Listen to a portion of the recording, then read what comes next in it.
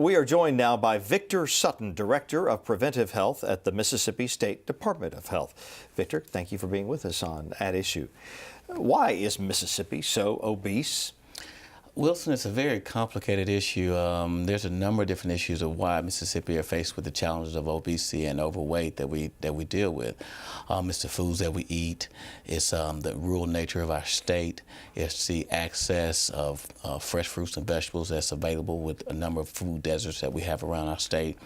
And it's our inactivity that we have, sedentary type lifestyles, and those opportunities to be more active around the state. So there's a number of different issues that impact our state. How do you get to those folks? What do you do once you get to them to turn things around? Yeah, you know, we try to do what we call a culture of health, and that's what we're trying to approach it, because it's a very complicated issue.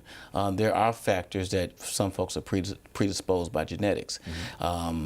By their parents. If they had two parents that have been obese, there's a strong likelihood that your kids may be obese. But we also understand that your genes, your genetics, your genes don't affect your gene size, perhaps, and that's what we always kind of say. That in of itself doesn't really determine, but that is a factor.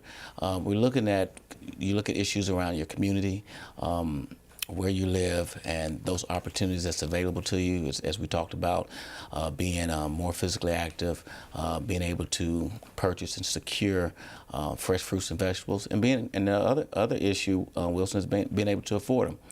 We often know that when you're eating out, that sometimes it's more expensive to eat healthy, as opposed to going to a corner store or going to a fast food and getting what's on the value menu.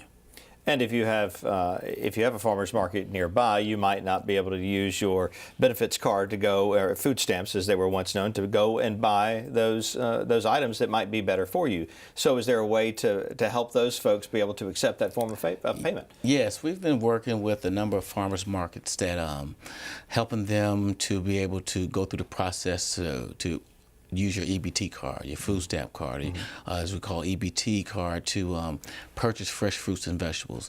A lot of farmers markets don't have that capability. And so if we can remove that particular barrier and work with farmers markets where they're established, help establish farmers markets where none are established, it really goes to trying to make that healthy choice the easy choice. And that's one of the things that we try to do. We've got to make the healthy choice the default choice, the easy choice to make. You need to be able to go into restaurants and take a look and see what's available and what's on the healthy menu, and let that jump out to you. Working with corner stores, and when we talk about corner stores, we're talking about the stores where you go in and you buy your chips and stuff. Convenience stores. Where there may be some healthy options in there, but they're not just intuitively obvious. And so we're working with stores to try to have a healthy section, and so that those things jump out at you. And you may notice around Mississippi where you're seeing those convenience stores selling bananas and apples and some of